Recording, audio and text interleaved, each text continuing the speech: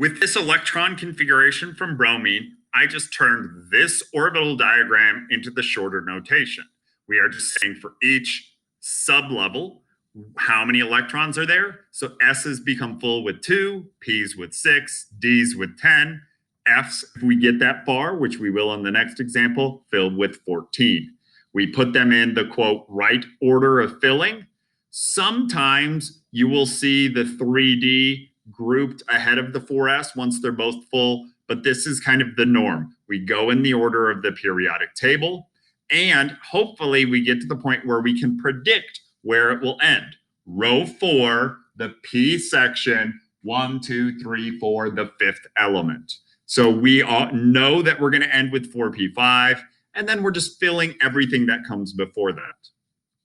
Lead, which is right here next to me, is 82 electrons, which means that it's going to be much more. A way that we can know we've used the right number of electrons up here is by counting our arrows. Here it's by adding our subscripts. So in this electron configuration for lead, all of the subscripts add up to 82. 2, 2, 6, 2, 6, 2, 10, 6, 2, 10, 6, 2, 14, 10, 2. That's 82. And we go in the same order. So these start off the same way as everyone has, as the phosphorus from the notes, the iron, the bromine, but then we continue. We fill row 5 with the 5s, the 4d, the 5p.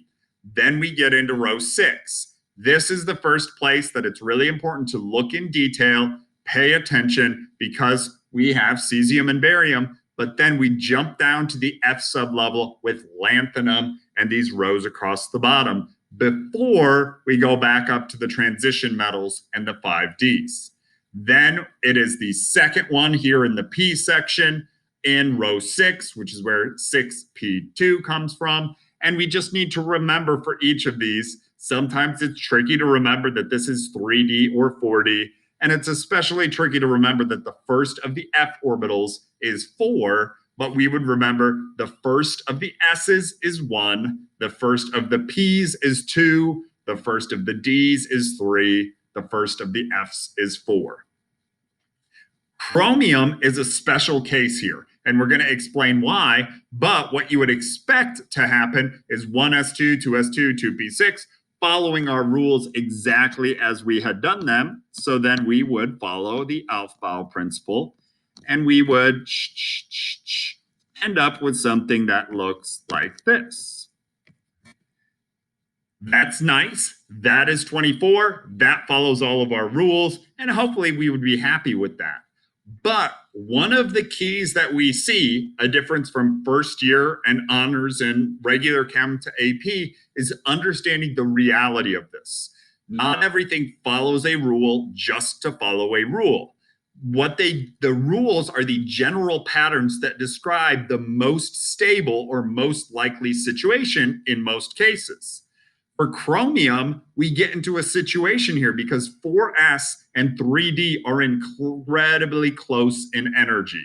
The 4s fills slightly before the 3d, but the 3d comes shortly after.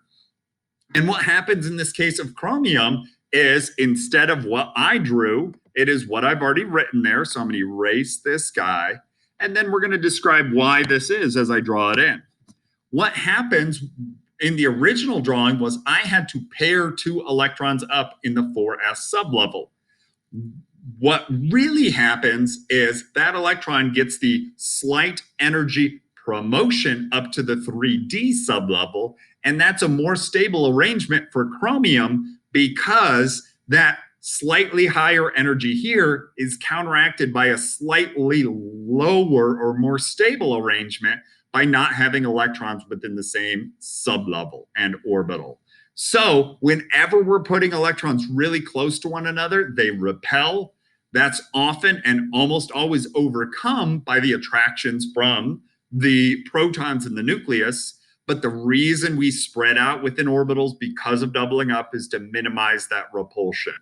This is a case where chromium is an exception where it fills this sublevel before that one's completely full because it minimizes repulsion and is slightly more stable. You don't have to memorize all of the exceptions, but if presented with something that is an exception, you do need to be able to think in terms of electron configurations and orbital diagrams as to why that exception may exist. So chromium isn't the only one. Many others that have partially filled S's, D's, and even down into the F's are some exceptions as well. There's about 10 to 12 common exceptions that we don't need to memorize. We just need to think, if we were to see it, that the cause is by balancing that attraction between the nucleus and the electrons with the repulsion between electrons.